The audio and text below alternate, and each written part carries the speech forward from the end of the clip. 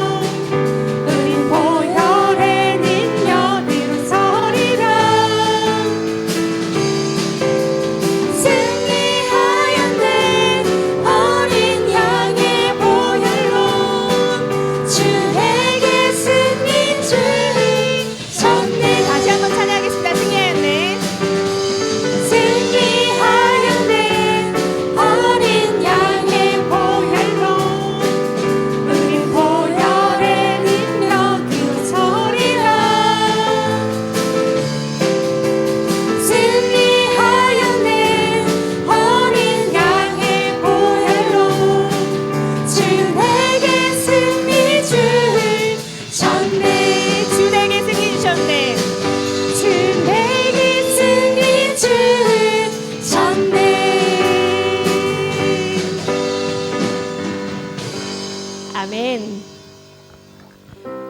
승리하신 그 하나님을 믿습니다. 제가 하나님을 만난 얘기를 한번 해드린 적 있었죠. 중학교 때 엄마랑 싸우다가 혼자 기도하다가 이제 혼자서 막 이렇게 기도를 하는데 이제 그때 이제 혀가 꼬이고 이제 방언을 받게 되면서 그때부터 이제 하나님을 만나고 제 인생이 바뀌었던 것 같아요. 가장 저한테는 잊을 수 없는 제 순간인 건 거죠. 그 하나님을 만난 것을, 하나님을 그때부터 찬양한 것을 저는 아직 후회하지 않습니다. 너무 잘한 일인 것 같아요. 여러분도 그러시죠? 네, 찬양하겠습니다.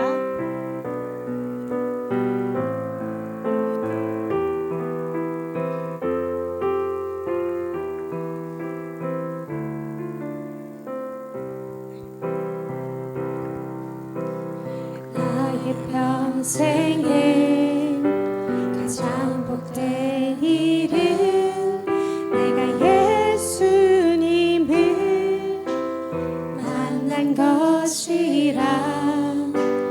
나의 평생에 가장 잘한 일은 내가 예수님을 주로 섬긴 것이라. 나의 평생에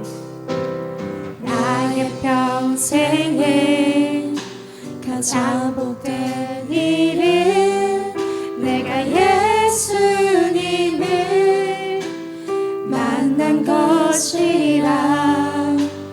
나의 평생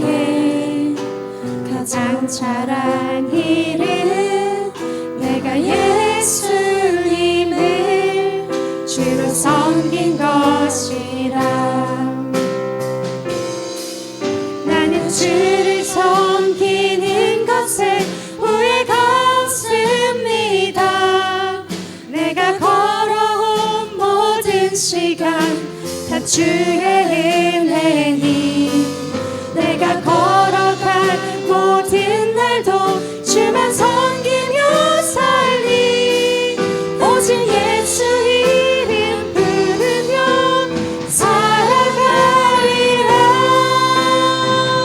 이것이 너의 간증이요 이것이 나의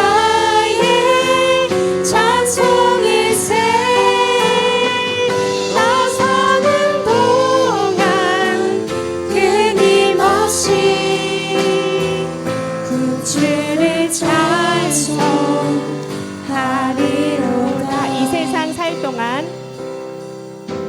이 세상 살 동안 내가 걷는 길이 때론 험하여서 넘어질 때도 주의 강한 손이 나를 붙드시니 나는 예수님만 주로 섬기며 살리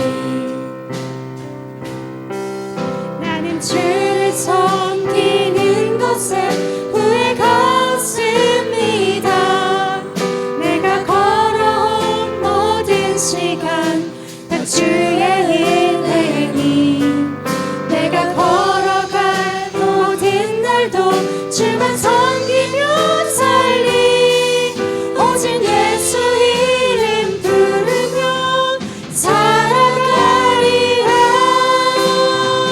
이것이 나의 간증이요 이것이 나의 찬송일세 나 사는 동안 끊임없이 구주를 찬송하리로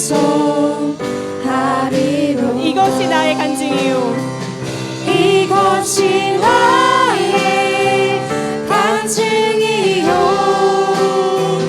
이것이 나의 찬송일세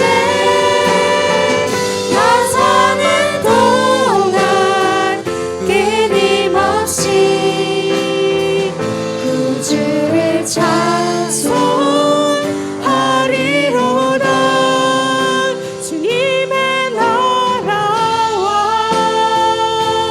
뜻이 나의 삶 속에 임하시며 주님 알기를 주만 보기를 소망해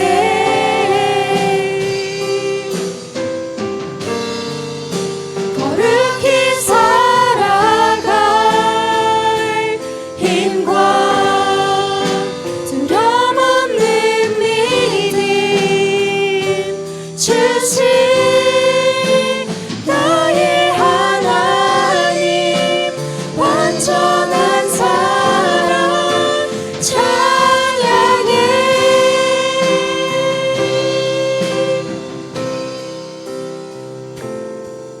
나의 사랑 너는 어여쁘고 참 귀하다 어느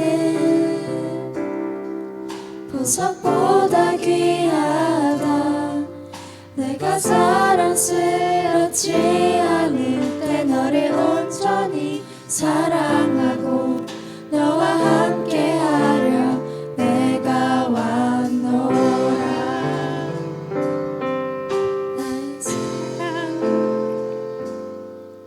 나의 사랑 이 사랑은 결코 변치 않아 모든 계절 돌보시네 푸른 마를 곳곳 지으시듯 주의 말씀은 신실해 실수가 없으신 주만 바라라 주님의 나라와 뜻이 나의 삶 속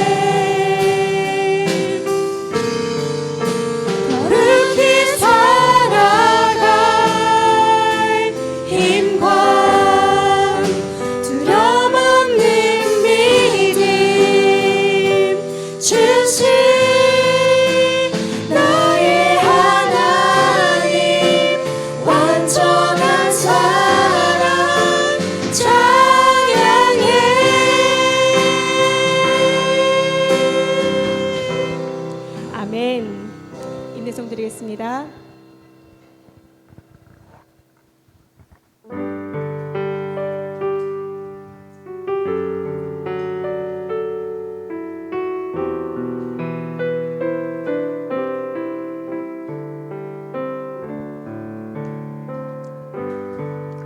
하늘의 문을 여소서 이곳을 주목하소서 주를 향한 노래가 꺼지지 않으니 하늘을 열고 보소서 이곳에 임재하소서 주님을 기다립니다. 기도의 향기가 하늘에 닿으니 주여 임재하여 주소서 이곳에 오셔서 이곳에 앉으소서 이곳에서 드리니 예배를 받으소서 주님의 이름만이 오직 주의 이름만 이곳에 있습니다.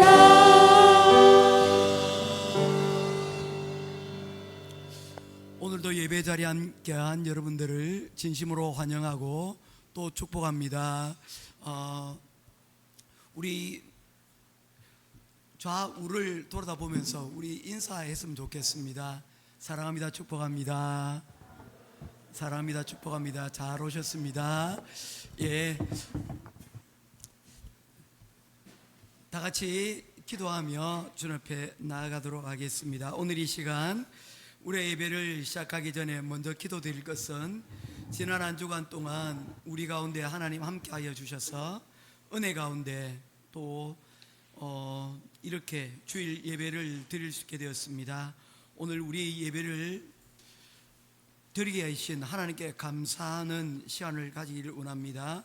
두 번째 우리가 기도할 것은 그러한 하나님의 은혜에도 불구하고 여전히 죄악 가운데 놓여져 있고 유혹에 번번이 넘어가고 실패하는 우리의 연약함을 하나님 앞에 회개하며 주님 앞에 나아가기를 원합니다. 그리고 오늘 또한 하나님께서 우리에게 주실 은혜를 바라보며 그 은혜의 자리 가운데로 나아가 말씀의 큰 위로와 은혜를 받고 또한 도전을 받을 수 있는 복되고 귀한 시간 되기 위하여 우리 오늘 이 시간 세 가지 제목 기도하며 주님 앞에 나아가도록 하겠습니다. 기도하겠습니다. 고마우신 아버지 하나님, 은혜와 사랑을 감사를 드립니다. 오늘도 우리에게 하나님 은혜를 베풀어 주셔서 우리가 또한 거룩한 주일 이렇게 하나님 앞에 영광 돌리며 또한 감사로 예배드릴 수 있도록 인도하여 주시니 감사합니다. 오늘 우리가 함께한 이 시간이 하나님 지난 한 주간을 돌아보며 우리의 감사를 회복할 수 있는 시간 되게 하시고 또한 이 시간을 통하여 하나님 또한 한 주간을 준비하고 예배할 수 있는 그런 시간 되게 하여 주시옵소서. 특별히 오늘 이 시간 간절히 바라옵기는 무엇보다도 아버지 하나님 지난 한 주간에 우리의 연약함들이 있었습니다. 우리의 실수와 잘못들이 있었습니다. 그러한 실수와 잘못에도 불구하고 하나님께서 저희를 불쌍히 여기시고 다시 한 번 더 회복하고 다시 한 번 시작할 수 있는 귀한 기회를 오늘 이 시간 예배를 통하여 주시니 감사합니다. 하나님 위로하고 격려하게 하시고 또한 다시 주님 은혜로 시작할 수 있는 귀하고 복된 시간 되게 하여 주시옵소서. 특별히 오늘 이 시간도 아버지 하나님 예배 가운데 하나님 나와 싸우니 주님께서 우리의 예배 가운데 준비하시고 계획하신 모든 하늘의 신령한 복으로 오늘 이 시간 우리에게 부어 주시옵소서. 말씀만 의지하고 말씀만 믿고 주님 앞에 나아가오니 오늘 이 예배가 우리의 하나님과 맞닿은 귀한 은혜의 축복의 시간들이 되기를 간절히 소원하오며 우리 주 예수 그리스도 이름으로 간절히 기도드리옵나이다. 아멘. 귀하신 아버지 하나님 은혜와 사랑을 감사합니다. 주의 사랑하는 성도들이 오늘 이 자리에 나왔습니다. 하나님 그들의 마음을 위로하시고 격려해 주시고 또한 오늘 드리는 예배를 통하여 하나님, 우리의 상한 마음이 회복되어지고 우리의 눈물이 기쁨으로 변하고, 또한 우리가 지난 시간들을 다시 돌아보며 그 주어진 은혜에 감사하고 그리고 감격할 수 있는, 하나님의 은혜에 반응할 수 있는 우리들 되게 하여 주시옵소서. 오늘 이 예배를 주님께 온전히 부탁드리며 우리 주 예수 그리스도 이름으로 간절히 기도드리옵나이다. 아멘. 사도신경 신앙 고백하겠습니다. 전능하사 천지를 만드신 하나님 아버지를 내가 믿사오며 그 외아들 우리 주 예수 그리스도를 믿사오니 이는 성령으로 잉태하사 동정녀 마리아에게 낳으시고 본디오 빌라도에게 고난을 받으사 십자가에 못 박혀 죽으시고 장사한 지 사흘 만에 죽은 자 가운데서 다시 살아나시며 하늘에 오르사 전능하신 하나님 우편에 앉아 계시다가 저려서 산자와 죽은 자를 심판하러 오시리라.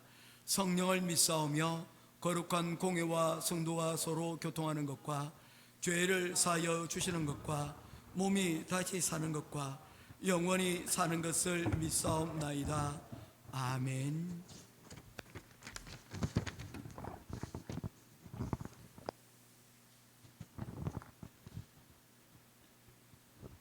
전능하신 하나님 아버지, 지난 한 주간도 저희를 지켜주시고 오늘 거룩한 주일날 주님의 전에 나와 예배드릴 수 있도록 인도하심에 감사드립니다. 주님의 무한하신 사랑과 은혜에 감사와 찬양을 올려드립니다. 저희의 모든 삶이 주님의 은혜로 가득 차 있음을 고백하며 저의 예배를 기쁘게 받아주시옵소서. 자비로우신 하나님 아버지, 저희는 주님 앞에 죄인임을 고백합니다. 지난 한 주간 동안 주님의 뜻대로 살지 못하고 말과 행동으로 주님을 슬프게 했던 저희의 죄를 용서하여 주시옵소서. 이 사순절 기간 동안에 주님의 고난을 묵상하며 저희의 죄를 더욱 깊이 회개하오니 용서하여 주시옵소서. 저희의 연약함을 용서하시고 저희를 불쌍히 여기사 주님의 보혈로 깨끗게 씻어 주시옵소서. 사랑의 주님, 저희 교회를 축복하여 주시옵소서.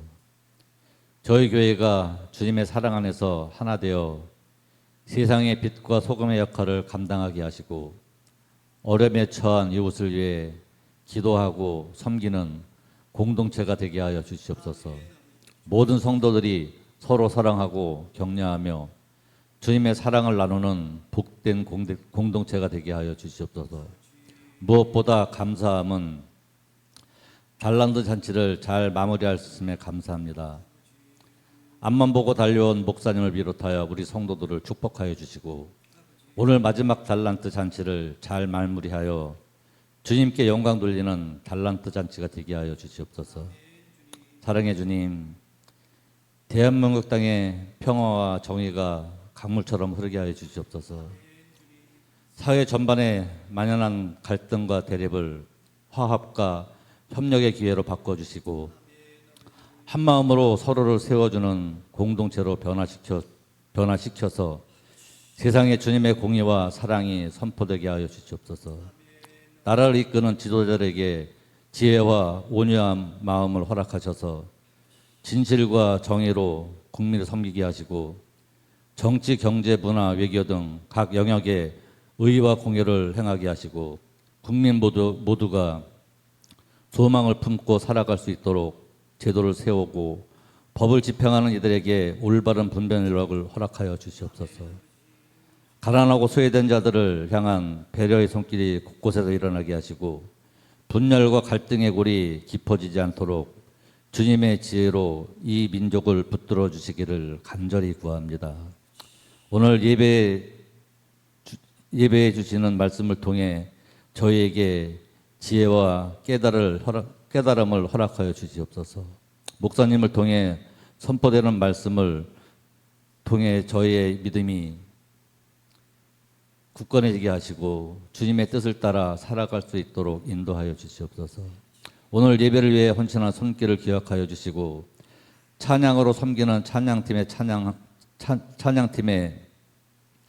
찬양한 대로 찬양할 때마다 주님의 임재가 함께하는 기쁨이 있게 하시고 섬기는 모든 손길들을 축복하여 주시옵소서. 감사하오며 살아계신 우리 주 예수님 이름으로 기도드립니다. 아멘.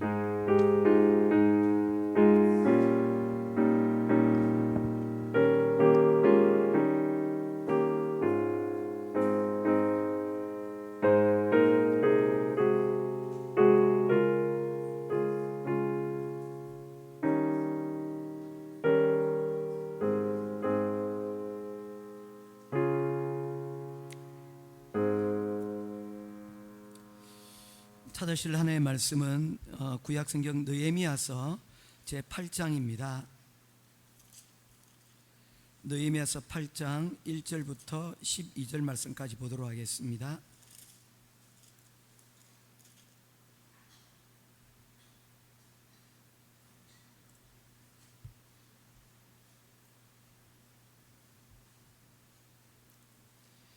느헤미야서 8장 1절부터 10절까지 말씀, 12절까지 말씀입니다. 한 절씩 교독하며 보겠습니다. 이스라엘 자손이 자기들의 성읍에 거주하였더니 일곱째 달에 이르러 모든 백성이 일제히 수문 앞 광장에 모여 학사 에스라에게 여호와께서 이스라엘에게 명령하신 모세의 율법책을 가져오기를 청하매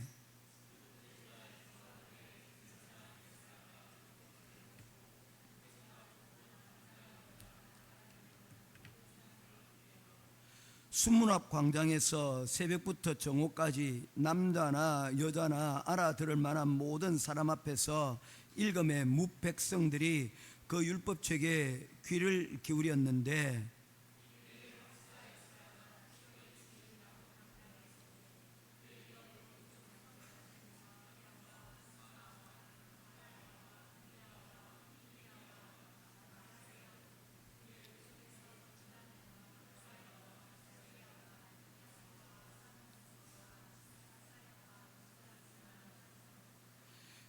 에스라가 모든 백성 위에 서서 그들의 목전에 책을 펴니 책을 펼 때 모든 백성이 일어나니라.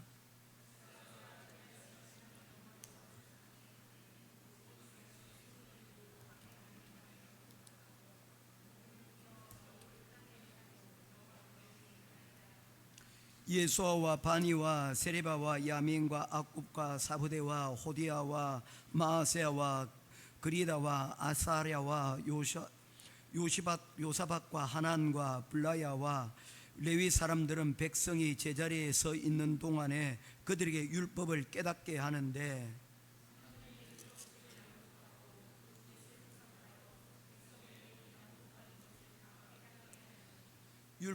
백성이 율법의 말씀을 다 듣고 다 우는지라. 총독 느헤미야와 제사장 겸 학사 에스라와 백성을 가르치는 레위 사람들이 모든 백성에게 이르기를 오늘은 너희 하나님 여호와의 성일이니 슬퍼하지 말며 울지 말라 하고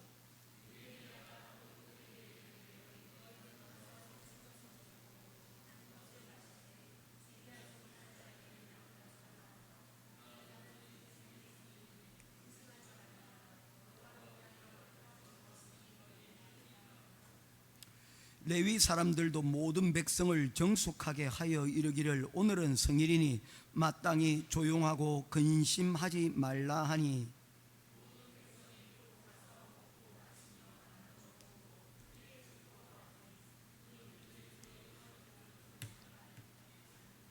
아멘. 우리 찬송가 360장 찬송 드리시면서 준비하신 예물 봉헌하도록 하겠습니다.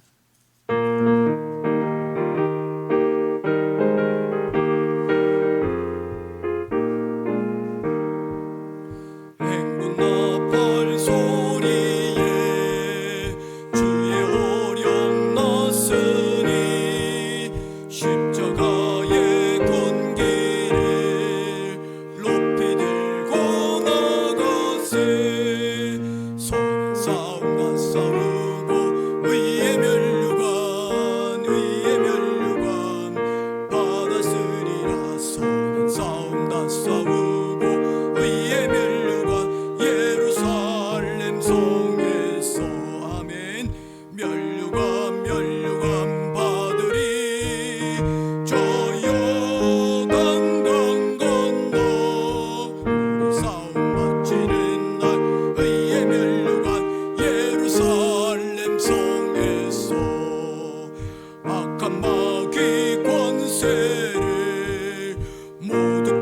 저버리고 승리하신 주님과 성전가를 부르세.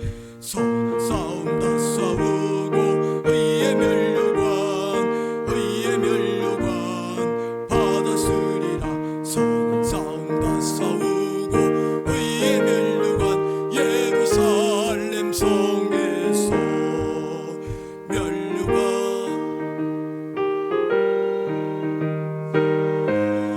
강강 건너 싸움 마치는 날 의의 면류관 예루살렘 성에서 달려갈 길 다 가고 싸움 모두 마치고 주와 함께 기쁨을 용사들아 누리세. 아멘. 싸움 다 싸우고 의의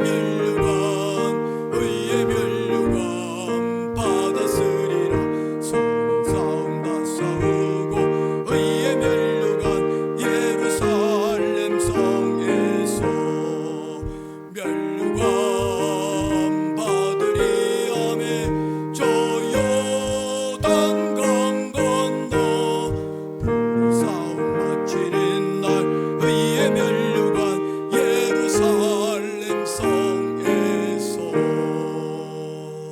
아멘. 우리 안정성 권사님 순적하게 길을 열어 주셔서 감사합니다. 우리 권사님 다음 주에 한국으로 방문하고 다녀오십니다. 특별히 아들 딸 한 명씩 있는데 둘 다 요번에 취직하고 그리고 직장을 따라서 이사를 하게 되었습니다. 그 과정들 돌아보시기 위해서 가시는데 우리 권사님 축하드려요. 예. 그런데 배는 하나도 안 아픕니다. 감사하고 우리 권사님 자녀들 믿음 안에서 잘 순적하게 주의 은혜 가운데 있기를 원합니다. 오늘 달란트 잔치가 은혜 가운데 잘 마칠 수 있도록 기도합니다. 저희 가정에서 우리 지난 1월 19일부터 달란트 잔치가 있었습니다. 총 11교회를 저희들이 선정하고 그 교회들을 섬겨왔습니다. 오늘 마지막 11번째 교회에 드디어 왔습니다. 예, 2달 동안 열심히 수고하셨고 그리고 또한 도와주셔서 여기까지 이룰 수가 있었습니다. 아마 하나님께서 분명히 기뻐하시고 또 지난번에 우리 지난주에 5명 수요 지역에 올라가서 우리 장로님하고 달란트 잔치를 했거든요. 그 하는 과정이 너무 행복하고 너무 좋았습니다. 우리 장로님도 굉장히 기뻐하시고 우리 또 내려오면서 또 식사도 같이 한번 산페라노도 그 해변가에서 식사도 하고 그런 시간들을 가졌는데 참 좋은 시간이었습니다. 우리 다음번에 우리 방학이 이제 4월 달부터 되지 않습니까? 수요와 그리고 또 사가다 쪽으로 그리고 우리 선교지인 일로커스 쪽으로 4월 달에 방문을 하려고 합니다. 함께 하실 분들은 함께 해서 우리 선교 지역 돌아보고 또 그곳에서 우리 또 필리핀에 숨겨져 있는 곳들을 보면서 하나님께서 지으신 자연과 또한 하나님의 교회들 또한 교제하며 또한 영광 돌릴 수 있는 그런 귀한 기회가 되기를 바랍니다. 헌금 위해서 제가 기도하겠습니다. 고마우신 아버지 하나님, 은혜와 사랑을 감사합니다. 여기까지 도우셨습니다. 하나님, 저희가 작년 10월에 이 일을 어떻게 감당할까 하고 기도를 시작한 지 하나님 이제 6개월이 되었는데 이제 이 일이 마무리가 되었습니다. 하나님, 한국의 20교회가 이 일에 참여하고 함께 협력하여 하나님 필리핀의 11교회를 위로하고 또한 격려하며 주의 날에 예배드린 자들을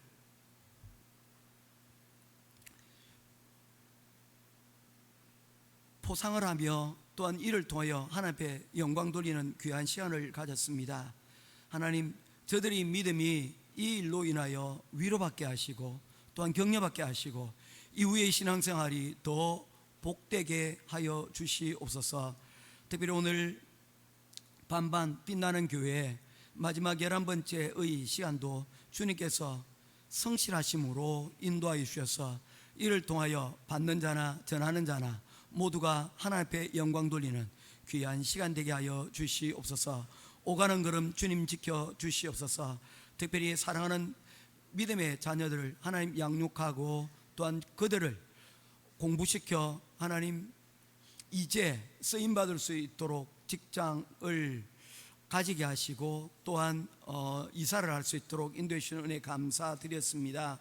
이들이 앞길을 주님 축복하시고 그들이 주님 안에서 아름다운 직장생활 또한 주님이 기뻐하시는 가정을 이루어 하나님 영광 돌릴 수 있도록 도와주시옵소서. 우리의 행복한 교회 사랑하는 가정들 하나님 각각의 기도의 제목들과 감사의 제목들이 있습니다. 감사의 제목들은 나누어 더 커지게 하시고 기도의 제목들은 응답됨으로 이를 통하여 하나님 앞에 더 깊은 영광 돌릴 수 있도록 하나님 함께하여 주시옵소서. 우리 행복한 교회가 필리핀의 교회들과 더불어 하나님 영광 드러내는 귀한 일에 쓰임받는 교회 되게 하여 주시옵소서. 특별히 바라옵기는 열이 하나를 구분하여 물질로 하나님 영광 돌린 사랑하는 귀한 성도들 가정들이 있습니다. 가정들 주님께서 기억하여 주시고 그 가정들의 하나님 물질에 하나님 어려움 생겨나지 않도록 주님께서 그 가정의 곳간을 채우시고 또한 그 가정이 경제적으로 어려움 생겨나지 않도록 하나님 늘 동행하여 주시옵소서. 또한 특별히 하나님 우리 필리핀 장학생들을 위하여 자그마한 선교의 예물들을 우리가 올려드립니다. 작은 돈이지만 값어치 있게 사용되어 이를 통하여 우리 필리핀 학생들 50여 명을 우리가 섬기고 그들의 하나님 나라의 일꾼 세우기 위한 귀한 일들을 감당하고 있습니다.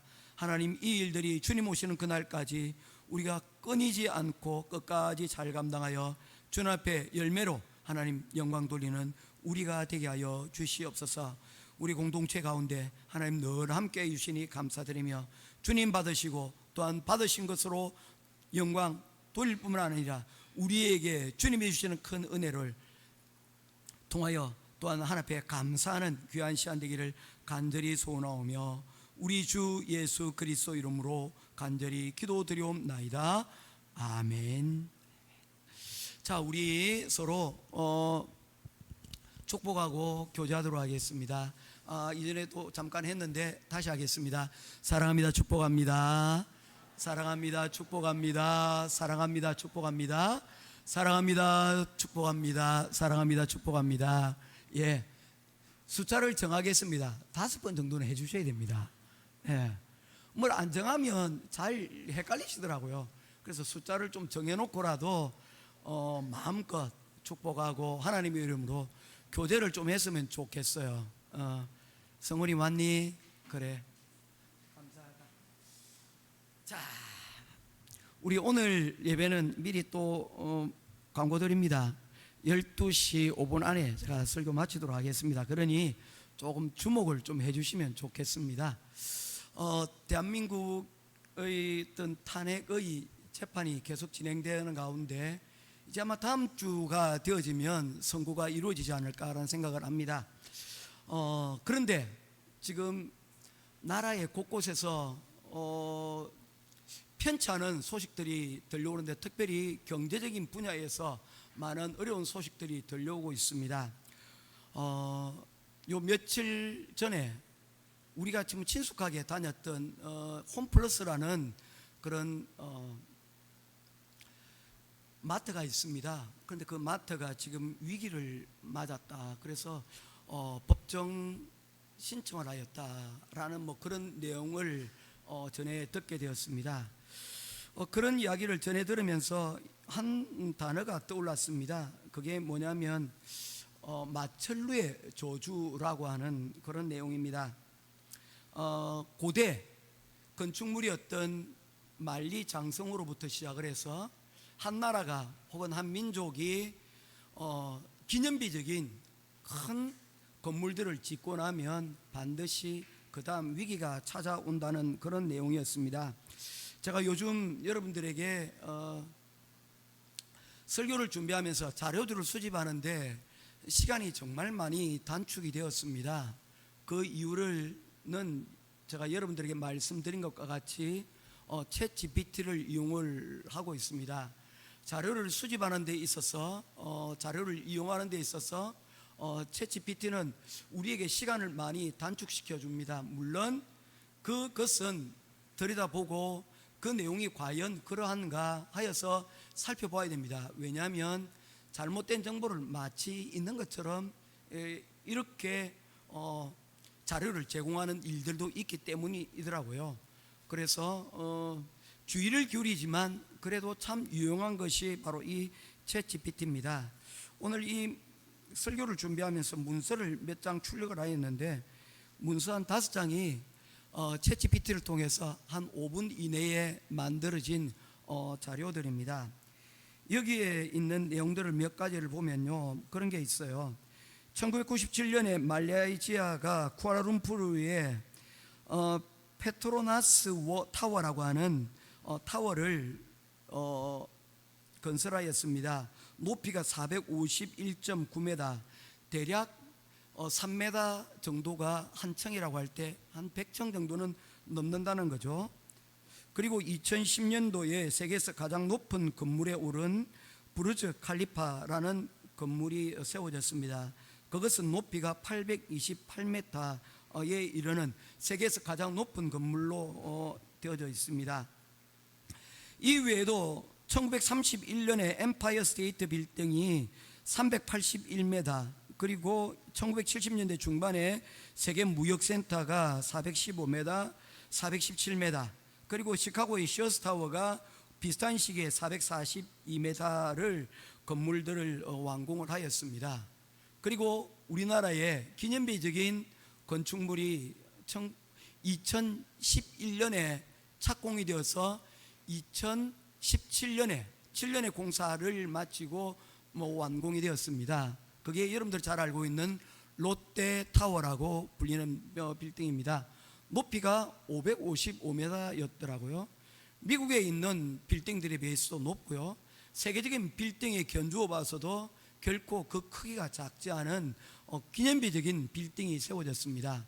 그런데 이 모든 빌딩은 마철루의 저주를 지나가지 못했던 것 같습니다. 지난 역사가 그래왔습니다. 1930년에 지어진 엠파이어 스테이트 빌딩 이후에 세계 대공황이 겪었습니다. 1970년대 세계 무역센터가 시카고에 시어스타워가 지어지고 난 이후에 5.1 파동이 있었고요. 1997년에 쿠알라룸푸르에 페트로나스 타워가 지어지고 난 이후에 아시아는 큰 외환 위기에 여러분 시달렸습니다. 그때 우리나라도 여러분 IMF라고 하는 큰 위기를 맞았던 것을 보게 됩니다. 그런데 2024년도에 마치 이런 마철루의 저주가 다시 재현이라도 된 듯이 롯데그룹이 유동성을 겪기를 시작을 했습니다. 실제로 이 타워마저도 밖으로 내놨다고 지금 얘기가 나올 정도로 롯데의 경기가 좋지 못하고 있습니다. 롯데는 우리나라 시총 5위에 해당되는 큰 기업 중에 하나입니다. 이 기업이 흔들리면 이 기업들이 문제가 아닙니다. 이 회사 사장, 회장 우리 걱정할 필요가 없습니다. 문제는 사실은 중산층들입니다. 왜냐하면 기업들이 무너지면서 결국에는 직장을 잃은, 직장 때문에 든든하게 중산층을 형성하고 있었던 수많은 기업들이, 수많은 가게들이 영향을 받게 됩니다. 그런데 우리나라 마트 제2위에 해당되는 홈플러스가 흔들리기 시작을 하고 있습니다. 법정 관리에 들어갔대요. 저는 이것이 하나의 신호탄이나 되지는 않을까라는 그런 두려움이 있습니다. 왜냐하면 이미 이전에 많은 나라들이 이와 같은 대공황들과 문제들을 겪어왔기 때문입니다. 목사님, 우리 겁 주시는 겁니까? 제가 겁을 주려고는 하는 건 아니고 저는 목회자입니다. 그런데 이런 문제들이 있게 되면 우리가 정신을 바짝 차려야 된다는 겁니다.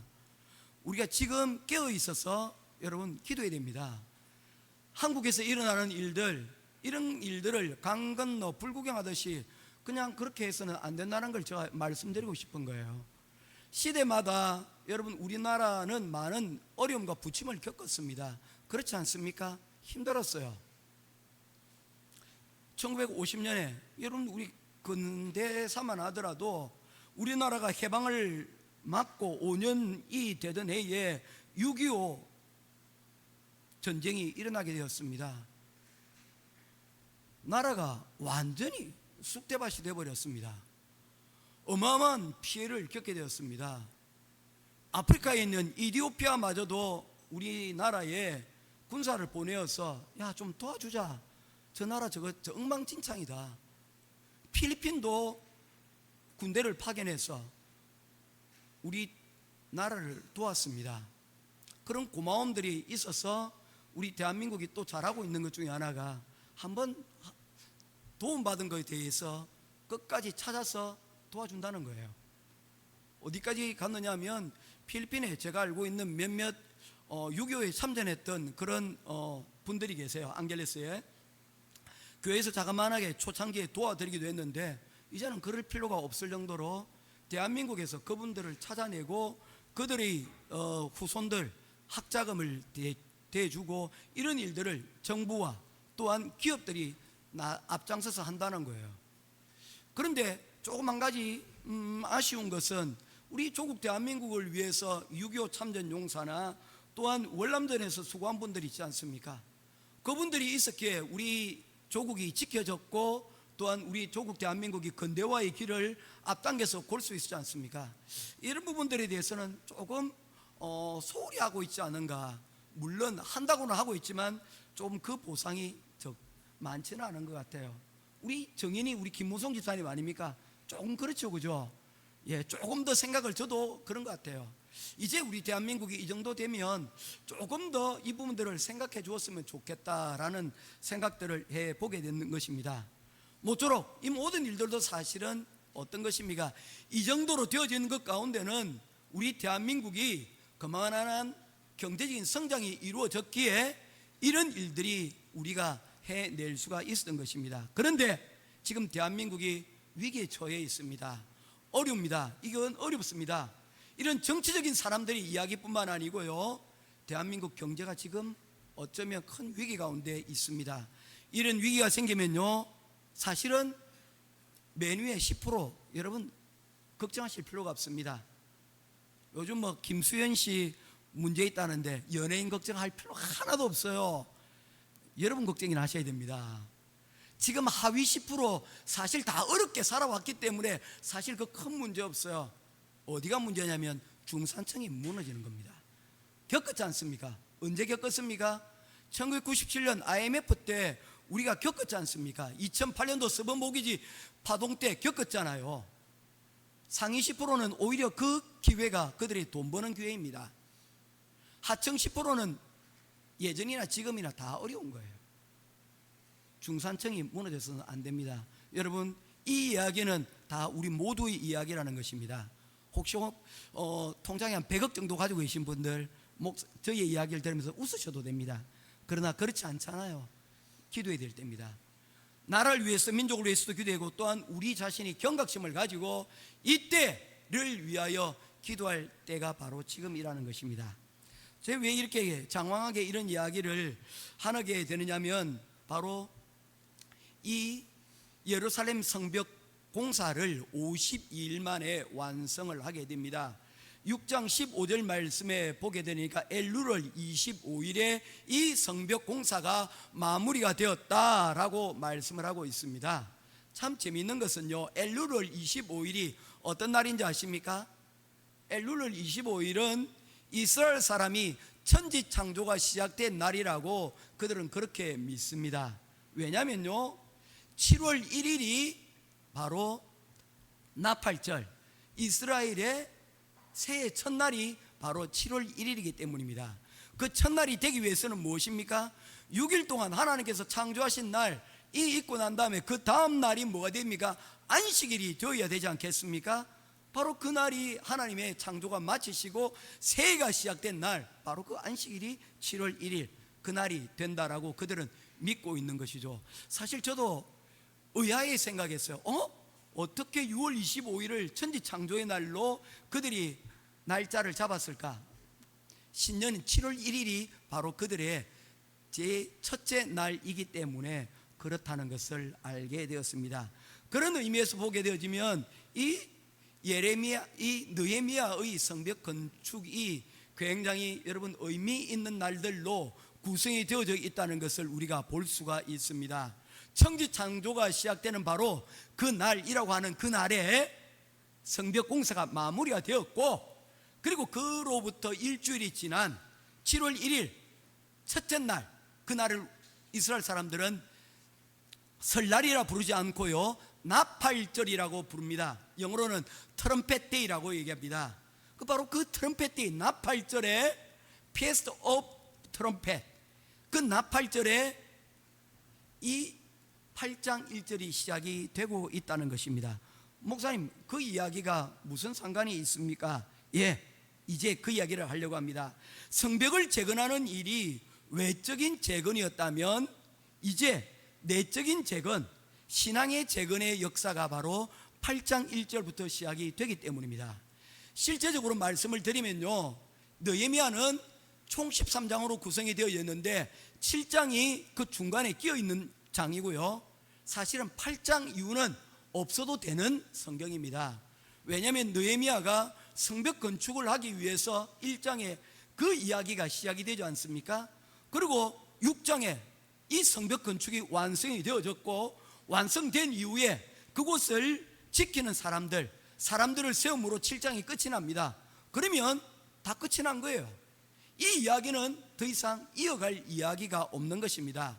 성벽 건축을 위해서 왔고, 성벽 건축이 완성이 되어졌고, 그리고 성전의 낙성식이 6월 25일 날 있고, 이 이야기는 끝이 나야 된다는 것입니다. 그런데 오늘 여러분들이 보다시피 느헤미야서는 7장으로 끝이 나지 않고 8장으로 이어지고 있다는 것입니다. 무엇 때문에 그렇습니까? 7장의 내용이 외형적인 완성을 말하는 것이라면 8장 이하부터는 이제 내면적인 그러한 신앙의 재건이 이곳에 필요하다는 것입니다. 높은 빌딩을 짓고 만리장성을 세우고 난 다음에 그들은 얼마나 행복했을까요? 우리의 나라가, 그리고 우리의 회사가 이만큼 위대하다 라고 하는 그 마철루를 다 세웠지만, 그 마철루가 끝나고 난 다음에 그들은 해이해졌고, 그 해이해짐은 결국에 경제적인 재앙으로 여러분 이어지게 되었다는 것입니다. 2017년도에 롯데타워가 완성이 되었을 때 그 어느 누구도 롯데 기업이 흔들릴 것이라고 아무도 생각지 않았습니다. 왜냐하면 롯데는 여러분 알다시피 얄미울 정도로 돈 버는 일에만 그들이 투자하고, 그리고 현금을 많이 가지고 있는 유통을 하는 회사였기 때문입니다. 우리 필리핀에도 비슷한 회사가 있지 않습니까? 어디입니까? SM. SM이 그렇잖아요.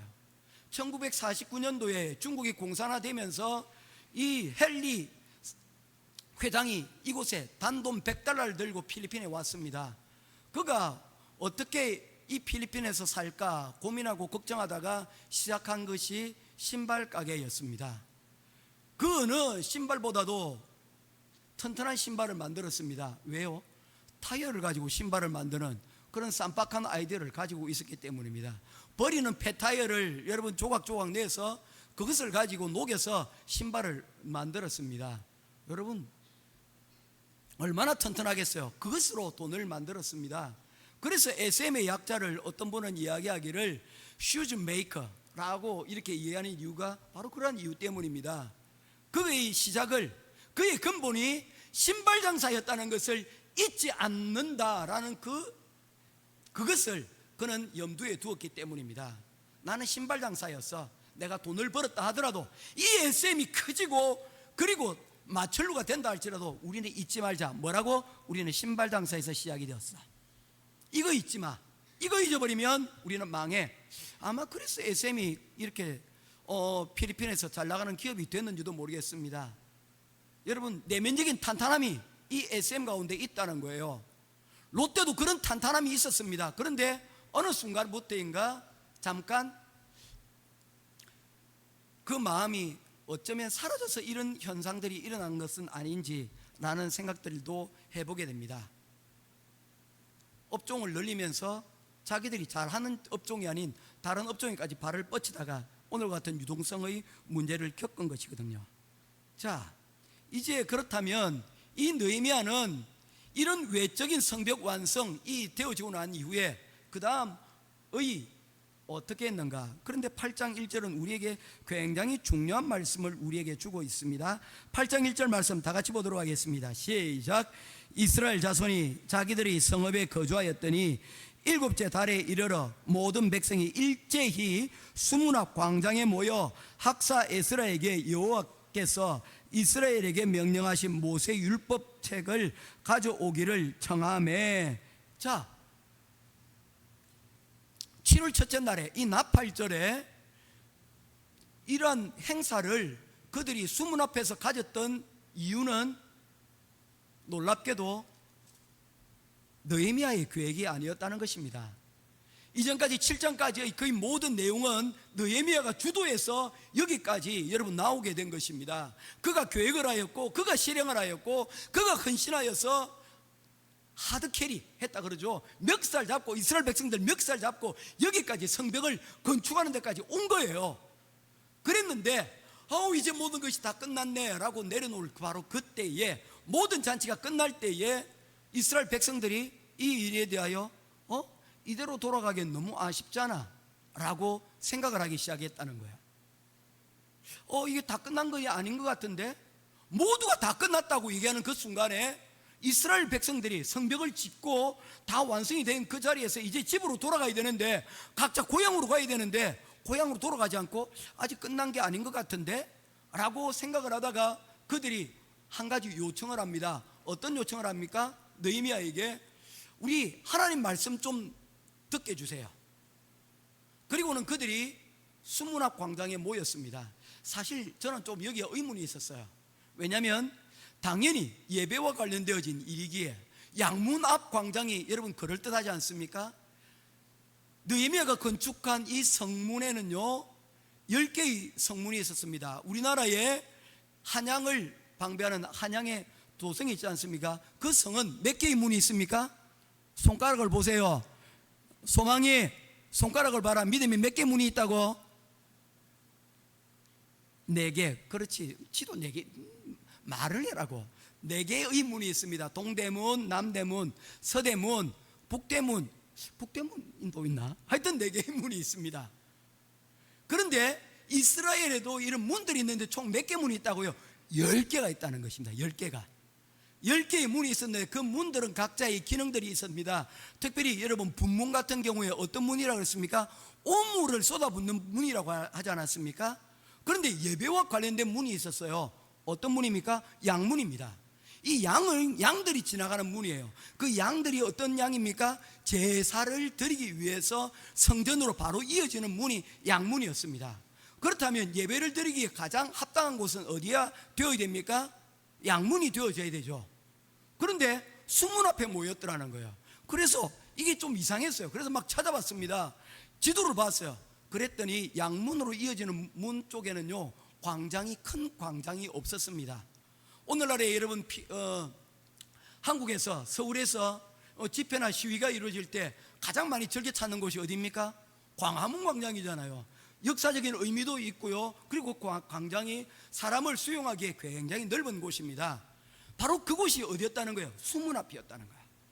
이스라엘 백성들이 매일매일 물을 기르기 위해서 다녔던 곳, 워터게이트, 바로 그곳이 수문 앞, 그 광장이었다는 거예요. 사람들이 한 사람 두 사람 모여들다가 그 수문 앞에 많은 사람들이 함께 모여 뭐를 외치기 시작을 했냐면요, 바로 우리에게 말씀을 들려주세요 라고 얘기를 했다는 것입니다.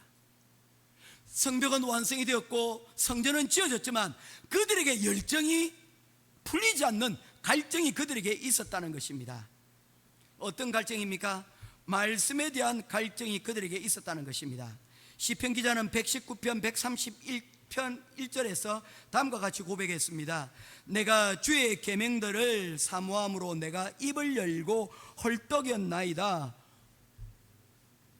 하나님의 말씀에 대하여 너무너무 사모하는 그 마음이 있으니까 그 마음으로 여러분 어떻게 했다는 거예요? 숨을 헐떡거리면서 내가 하나님 그 말씀을 듣고 싶어요. 이렇게 헐떡거리면서 그 말씀을 듣는 자리 가운데로 나아왔다는 것입니다. 그때에 이스라엘에 이 말씀을 전해줄 수 있는 목사님이 한 분 계셨습니다. 학사 에스라입니다. 학사 에스라는 이러한 백성들의 요구에 바로 나서기를 시작을 합니다. 그는 망설이지 않았습니다. 에스라서 7장 10절 말씀에 보면 에스라가 여호와의 율법을 연구하고 준행하며 율례와 규례를 이스라엘에게 가르치기를 결심하였더라 라고 말씀을 하였습니다. 그는 이스라엘 백성들이 말씀을 요구하지 않는 그 상황에서도 그는 묵묵히 자신의 일을 준비하고 있었다는 거예요. 어떤 일입니까? 언젠가 이 이스라엘 백성들 앞에서 하나님의 말씀을 전할 준비를 하고 있었다는 것이죠. 이걸 여러분 달리하면 어떻게 됩니까? 여러분 학생들이 시험 때가 아니지만 시험 전에 일주일 전에 2주 전에 공부하고 있습니다. 너 뭐하니? 아직 시험이 2주나 남았는데 묵묵히 준비해 나가는 거예요. 언제? 바로 그날에 쓰임받기 위해서입니다. 백성들이 우리에게 말씀을 들려주세요 라고 할 때에 하나님 말씀을 그때야 이제 찾아서 읽기 시작을 한다면 늦습니다. 에스라는 준비하고 계획을 하였습니다. 사랑하는 성도 여러분, 여러분들이 노후를 위하여서 많은 준비를 하지 않습니까? 여러분들이 노후를 위해서 운동도 하고 또한 여러분 투자도 하고 또 직장도 여러분 하면서 저축도 하고 그렇게 하지 않습니까? 마찬가지입니다. 우리가 영적으로 제대로 세워 살기 위해서 우리에게 필요한 것이 뭐냐면 이런 영적인 갈증을 가지고 준비되어지는 사람들, 그리고 그 갈증을 풀어주기 위해서 준비되어지는 영적 지도자의 자리가 필요하다는 거예요. 준비된 지도자 아직 안 맞췄는데 아직 15분 남았다 야 묵묵히 준비하고 있는 이런 준비된 지도자들을 통하여서 하나님의 역사는 일어난다는 것입니다. 그들은 그렇게 하여서 말씀을 듣게 되었습니다. 2절과 3절 말씀 보도록 하겠습니다. 2절 제가 읽습니다. 7째 달 초하루에 제사장 에스라가 율법책을 가지고 회중 앞 곧 남자나 여자나 알아들을 수 있을 만한 모든 사람에게 이르러 3절 읽어주십시오.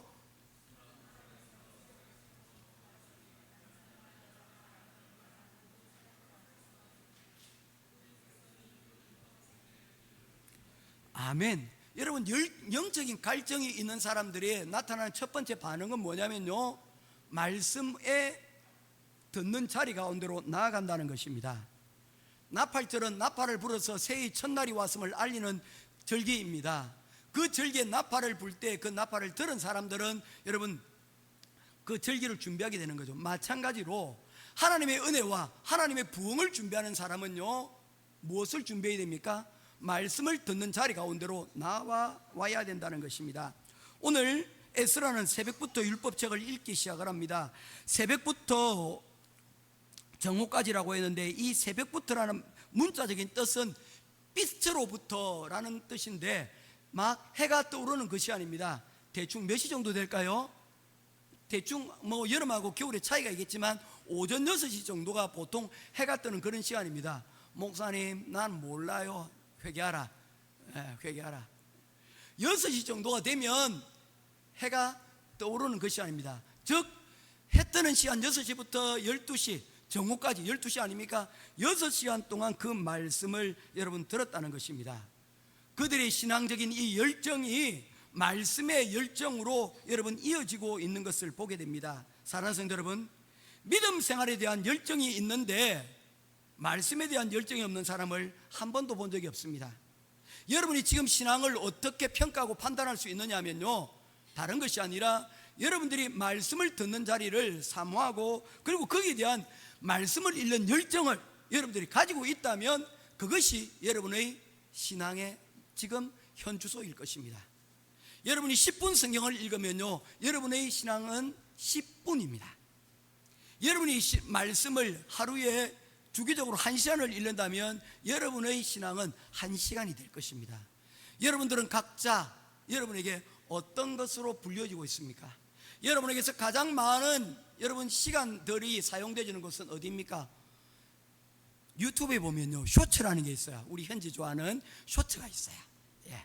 쇼츠는 보면 대부분 뭡니까? 짧게 구성이 되어져 있어요. 길어도 현지야 몇 분을 안 넘지? 1분 잘 안 넘어요, 그죠? 그런데 이 쇼츠는 간단해서 쇼츠라 그러는데 이 쇼츠가 절대 간단하지가 않아요. 왜 그렇습니까? 현지 대답해 주세요. 계속해서 보니까 재밌거든. 계속해서 보니까 1분이 10분이 되고 10분이 1시간이 되고 1시간이 하루 종일 되는 거예요. 그리고 나오면 뭡니까? 눈이 먹먹해지는 거예요. 그런데 하나의 말씀은 그렇지 않습니다. 현지야, 하나의 말씀도 쇼츠로 좀 보자. 10초 정도 성경 펴서 한번 읽어보자. 어이? 아멘. 아멘. 그래, 아멘 했어요. 나는 현지 좋아요. 왜냐하면 잘 안 듣는 듯 해도 그래도 맨 앞에 앉잖아요. 저런 열정이라도 있어야죠. 저기 결국에는 바꿉니다. 왜? 제가 그래 바뀌었거든요. 제가 대학교 때 2년 동안 열심히 데모하다가 3학년 복학하니까 막막했어요. 고등학교 때는 그 공부를 꽤 잘한 것 같거든요. 그런데 2년 동안 제가 공부를 제대로 안 했어요. 어떻게 하지? 인정사정 할 것 없이 제가 그냥 맨 앞자리에, 교수님 맨 앞자리에 강의 늦어도 어쨌든지 책상 하나 빼가지고 맨 앞자리에 막 삐집고 들어와서 앉았어요. 그렇게 한 2년 공부하다 보니까 여러분 3학년 4학년 때 친구들이 그러더라고요. 너 대통령상 받겠는데? 왜냐면 3학년 4학년 성적만으로는 제가 1등이었거든요. 전교 탑이었거든요. 그러면 뭐예요? 1학년 2학년 말아먹게 있는데. 그래 열심히 했던 것도 사실은 2학년 때 학점을 14학점 빵꾸를 해가지고 그건 메꾸려면 4학년이 아니라 5학년에 졸업을 해야 됐는데 그거 4학년으로 땡기려니까 교수님이 4.3 밑으로 내려가면 너 안 줘 이랬기 때문에 기를 쓰고 그렇게 공부를 했던 겁니다. 4.3 밑으로 안 떨어지려고. 참 씁쓸합니다. 예. 그런데 중요한 건 뭡니까? 열정이에요. 여러분 말씀을 듣는데 항상 내 자리가 여러분 맨 끝자리만 있다면 죄송합니다. 오늘 끝자리에 앉으시면 자리가 없어서 거기 앉으셨겠지만 여러분 조금 말씀을 듣는데 조금 더 앞쪽으로 나올 수 있으면 더 좋지 않을까 생각을 합니다. 에스라는 말씀을 책을 펴서 읽을 때에 오늘 성경에 보니까 여러분 놀라운 일이 있는데요. 3절에 보니까 율법책에 귀를 기울였더라 라고 말씀을 하고 있고요. 5절 말씀에 보니까 에스라가 모든 백성 위에 서서 그들 목전에 책을 펴니 그들이 책을 펼 때 모든 백성이 일어서니라. 어떤 교회 가니까 말씀을 읽을 때마다요 일어서서 말씀을 듣는 사람들이 있더라고요. 말씀을 읽을 때 같이 서서 읽는 분들이 있더라고요. 아마 여기서 따가운 것 같아요. 저는 좋은 거라고 생각을 합니다. 왜냐하면 태도라고, 좋은 태도는 좋은 결과를 낳기 때문입니다. 여러분 밥 프록트에 의하면 생각은 감정을 불러일으키고 그리고 감정은 행동을 낳는다고 하였습니다. 그리고 행동은 결과를 만든다고 했습니다. 이처럼 우리의 생각이 감정이 되고 감정이 행동을 낳고 그리고 행동이 결과를 만든다면 이 결과는 무엇입니까? 태도로입니다. 왜냐하면 밥 프록트는 이렇게 얘기했습니다. 태도는 우리의 생각과 감정, 행동의 합성물이며 이 세 가지가 분리될 수 없고 마치 무지개처럼 스펙트럼을 이룬다라고 했기 때문입니다. 태도는 우리의 생각과 감정, 행동을 함께 모아놓은 것이에요. 그것이 결과를 만드는 것입니다. 그래서 태도는 결과를 만든다라고 해도 과언이 아니라는 겁니다. 태도가 중요하다는 거예요. 우리 생각이 여러분 어떻게 표현됩니까? 태도로 표현될 때 사람들은 비로소 알게 되는 거예요.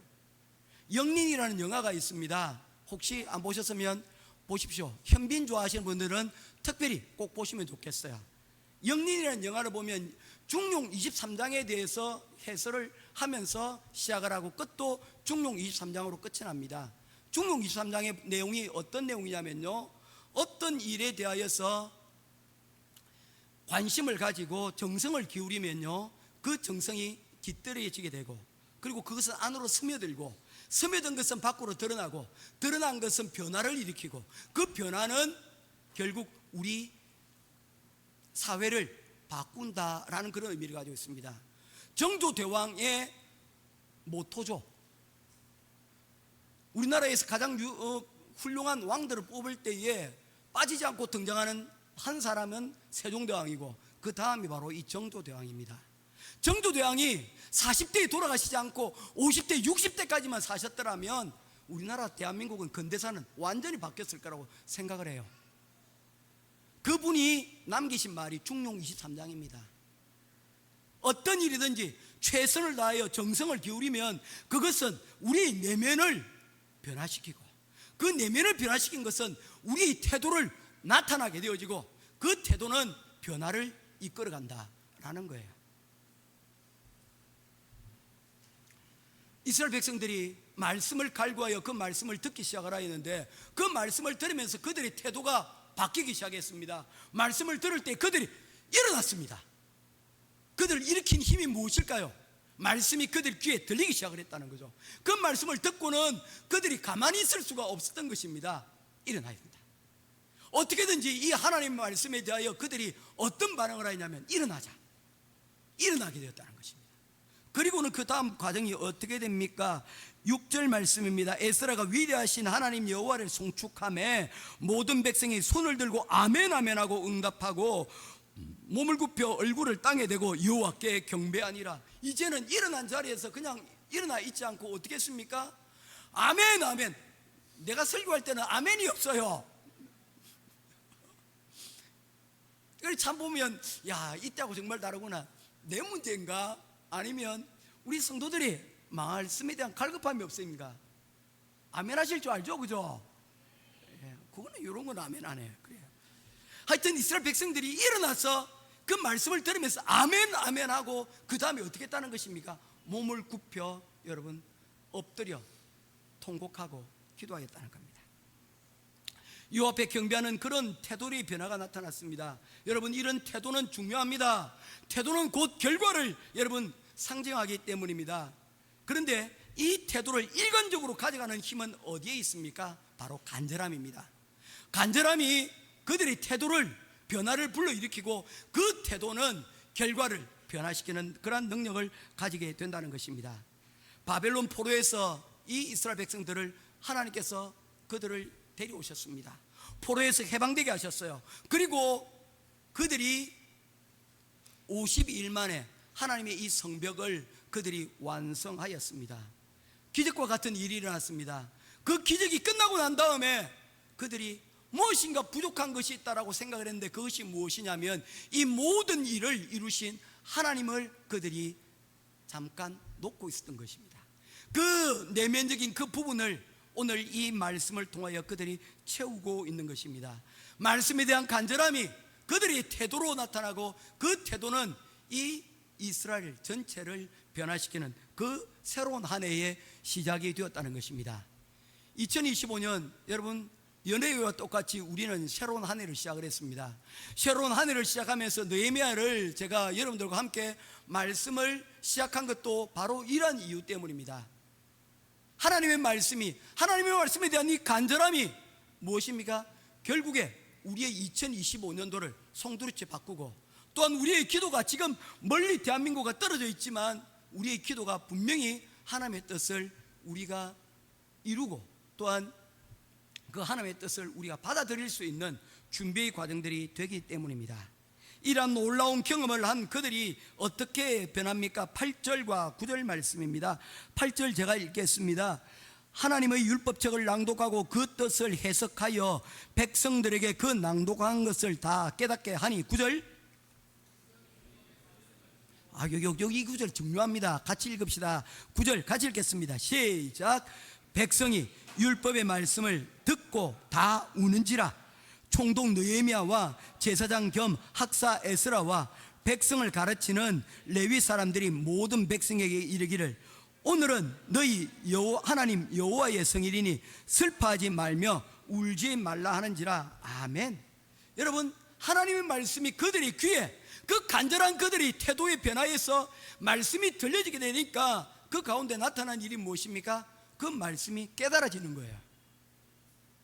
오늘 이곳에 많은 분들이 있지만 어떤 분들은 귀는 열려 있지만 교회 예배는 참석하여 있지만 정신은 딴 곳에 두고 계신 분들도 혹시 있지 않을까? 그런 분들이 혹시라도 있다면 지금 이 시간이라도 돌아와야 됩니다. 돌아와. 아멘. 말씀이 들려야 됩니다. 제가 존경하는 우리 하는 목사님이 있습니다. 이 목사님은 들리는 설교를 지향하세요. 이분은 유머가 많으세요. 그래서 설교 때마다 저처럼 딱딱하게 재미없이 인상만 쓰고 하는 게 아니고요, 재미있게 유머를 가지고 설교를 하세요. 그 설교라는 그렇게 재미있게 하는 이유를 그분이 그렇게 얘기하시더라고요. 말씀이 들려야 되니까, 말씀을 듣는 데 있어서 그들이 마음을 열어야 되니까, 이 유머는 이게 본질이 아니다. 이 글을 통해서 그들로 하여금 이 말씀이 들리게끔 한다. 저희 설교가 여러분들에게 어떻게 들리는지는 모르겠습니다. 그러나 중요한 것은 여러분 들어야 됩니다. 들어야 삽니다. 들어야 말씀이 들려져야 그 말씀이 우리에게서 여러분 변화의 시작들을 여러분 주는데 어떤 변화가 일어납니까? 감정적인 변화가 있더라고요. 머리로는 깨닫지만 마음으로는 어떻게 됩니까? 울게 되더라는 거예요. 그래서 말씀을 듣는 사람들이 여러분 눈물을 흘리고 그 말씀을 듣고 깨닫는 중에 여러분 그 말씀으로 인하여 여러분 행복해하고 기뻐하는 사람들도 있는 이유가 뭡니까? 머리로 깨달아진 말씀이 어디로? 마음으로 이어지는 이 50cm에 여러분 이르기 때문입니다. 우리가 말씀을 읽는다는 건요, 바로 이 50cm의 이 거리를 좁히는 거예요. 세상에서 가장 짧지만 가장 먼 거리가 바로 이 거리예요. 어떤 거리입니까? 깨닫지만 마음을 울리지 않는 거죠. 여러분 간절함이 있어야 됩니다. 그 간절함으로 나올 때 말씀이 들려지고요, 그 들려진 말씀은 우리의 마음을 감동시켜 그 감동되어진 것으로 우리의 태도가 일관성 있게 만들어가는 것입니다. 여러분 누군가를 위하여 지금 눈물 흘린 적 있습니까? 예전에 저희 어머니를 보면 참 많이 우셨던 것 같아요. 왜요?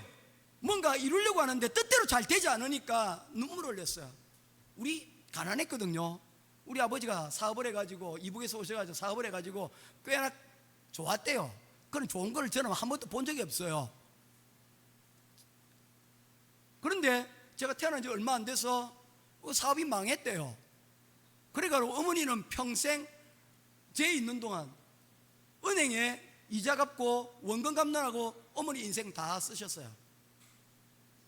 제 돌아가시기 한 년 전에, 제가 아니죠. 제가 돌아가기 한 달이 아니고 저희 어머니가 돌아가시기 1년 전에 그 얘기를 하셨어요.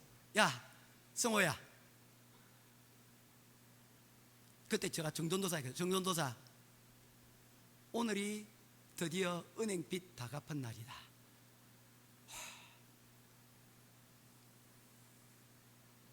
그게 잘 뭔지 몰랐어요.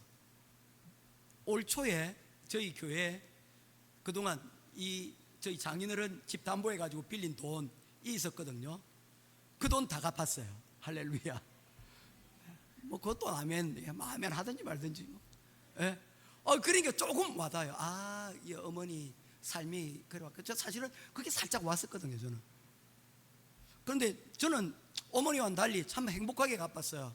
왜냐하면 여러분들과 함께 행복하게 우리 교회에서 행복한 교회에서 행복한 선교하면서 행복하게 하다 보니 나중에 결과적으로는 다 갚았더라고요. 놀렐루야. 하나님 말씀이 우리 가운데 임하게 되어지면 이와 같은 일이 일어나게 됩니다.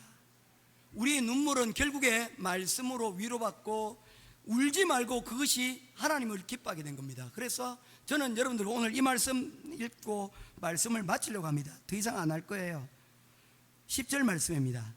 같이 읽도록 하겠습니다. 시작. 느헤미야가 또 그들에게 이르기를 너희는 가서 살찐 것을 먹고 단 것을 마시되 준비하여 집 못한 자들에게 나누어 주라. 자, 이때부터 같이 크게 읽습니다. 시작. 이날은 우리 주의 성일이니 근심하지 말라. 여호와로 인하여 기뻐하는 것이 너희의 힘이니라 하고. 할렐루야. 우리의 신앙은요, 여러분 위로하고 그리고 어려운 자들을 함께 공동체적인 정신으로 함께 위로해 주는 것들도 있지만요, 여호와 하나님으로 인하여 여러분 우리가 기뻐하는 것이 우리의 신앙의 근본이심을 믿으시기를 주님의 이름으로 축원합니다. 요까지 한다고 그래서 요까지만 할게요. 오늘 하루도 여러분 하루의 삶 가운데서 하나님이 기뻐하시는, 하나님을 기뻐하는 여러분 그 신앙이 여러분의 삶 가운데서 회복되어지고, 하나님께서 내게 기쁨 주신다고 했잖아. 성경이 거짓말이 아니야. 그렇다면 이 일이 반드시 이루어질 거야. 지금 문제가 있어도, 지금 당장 홈플러스가 문을 닫는다 하더라도 여러분 하나님이 나의 기쁨이 되신다는 그 사실만큼은 결단코 변하지 않을 것입니다. 어떤 마철로의 저주에서도 우리를 이겨나게 하시는 힘은 바로 우리 여호와 하나님이시기 때문입니다. 저는 이번 탄핵을 보면서 그런 고민을 많이 했어요. 이거 인용 안 되면 어떡하나, 혹시 인용되면 어떡하나 고민하는 분들 많이 계시죠? 여러분 걱정하지 마십시오. 우리 민족은요 6.25도 넘어섰어요. 정말 그 힘들다고 하는 여러분 보릿고개들 다 넘어서고, IMF도 졸업을 하고요, 서브모기지 파론 때 여러분 환율이 치솟는 그 어려움들도 다 이겨내고 여기까지 왔습니다. 비록 그 도전이 만만치 않지만 우리는 결국 이기고, 또한 하나님의 성도는 말씀으로 말미암아 우리는 일어서게 될 것입니다. 믿으시죠? 그래서 저는 어떤 상황에서도 염려하고 근심하지 않고 하나님의 때를 기다리며, 어떤 상황에서도 인용이 되든지 안 되든지, 기업이 망하든지 망하지 않든지, 내가 지금 할 수 있는 일은 뭡니까? 그 날을 위하여 기도하고 준비하는 것. 우리 내면이 주님 앞에 준비되어지는 성벽의 완성과 더불어 우리 내면이 주님으로 인하여서 기뻐하는 그 기쁨이 저와 여러분의 신앙의 본질이 될 수 있기를 주님의 이름으로 축원드립니다. 기도하겠습니다. 고마우신 아버지 하나님, 은혜와 사랑을 감사를 드립니다. 오늘 주님께서 주신 말씀 붙들고 성벽 겨 이후에 우리의 내면에 어떤 변화가 있어야 될 것인지 우리 말씀을 살폈습니다. 하나님, 오늘 주신 말씀대로 우리 내면에 하나님의 말씀에 대한 간절함이, 그리고 태도의 변화가, 깨달음과 눈물을 흘림이 하나님 우리 삶 속에서 반응하여 나타나게 하여 주시옵소서. 오늘도 우리에게 귀한 성의를 허락하시고 우리에게 하나님이 기쁨이 되신다고 했사오니 이 말씀 붙잡고 오늘 하루도 주님 주신 날로 들어가겠습니다. 이 날을 주님의 은혜로 섬기며 또한 살아가게 하여 주옵소서. 우리의 기쁨의 날이 되게 하여 주시옵소서. 할렐루야. 감사드리며 우리 주 예수 그리스도 이름으로 간절히 기도드리옵나이다. 아멘. 예, 오늘 감사합니다. 우리 11번째 달란트 잔치가 오늘 마지막 마무리가 됩니다. 함께 가실 참석해 주시고 우리가 그날을 이렇게까지 이루어 주신 하나님 앞에 영광을 돌리고, 우리 지금 아직 완전히 정해진 것은 아닌데요, 우리 3월부터 이제 방학이 돼서 한국을 들어가시는 분들이 지금 막 계십니다. 그래서 언제 할까 하다가 지금 그래도 너무 늦추면 안 될 것 같아서 저희 가제입니다. 행복한 교회 달란트 잔치 3월 30일 한 주 건너뛰고 3월 30일쯤에 하려고 합니다. 그러면 현준이 어떻게 하지? 근심하지 말라. 오늘은 성일이니 하나님께서 기쁨을 주실 것이다. 예, 먼저 할 수 있으면 어떨까? 그래서 한번 이것저것 고민하고 있습니다. 그래서 한 사람도 다 이 달란트의 이 잔치에 빠지지 않도록 그렇게 하도록 하겠습니다. 그래서 혹시 그날에 3월 30일에 빠지시는 분들은 저한테 꼭 얘기를 해주셔서 우리 평일에 와서 우리 달란트 잔치를 소박하게 이렇게 같이 할 수 있도록 그렇게 했으면 좋겠습니다. 예, 다른 광고 없으시죠? 축도함으로 예배를 마치겠습니다. 여호와는 내게 복을 주시고 너를 지키시기를 원하며, 여호와는 그 얼굴을 내게 비추사 은혜 베푸시기를 원하며, 여호와는 그 얼굴을 내게로 향하여 드사 평강 주시기를 원하노라. 지금은 우리 주 예수 그리스도의 크신 은혜와 하나님 아버지의 크신 은혜와 성령 하나님의 감화 감동 위로 교통하심의 크신 은혜가 수문학 광장에 모여 하나님 말씀을 듣고 그 말씀에 반응하여 여호와의 기쁨을 회복하며 그 기쁨을 유지하며 주님 앞에 즐겨나가기를 소원하는 우리 행복한 교회 모든 성도들 머리 위에, 가정 위에, 직장 위에, 학업 위에, 미래 위에 이제로부터 영원토록 항상 함께 있기를 간절히 축원하옵나이다. 아멘.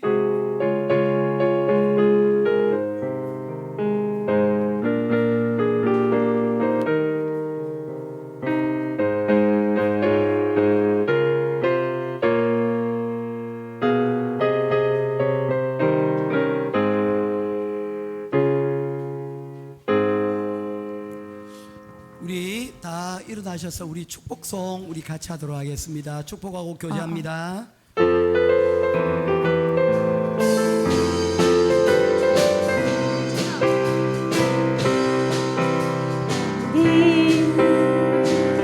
당장 너머로 보는 나무 가지에 푸른 열매처럼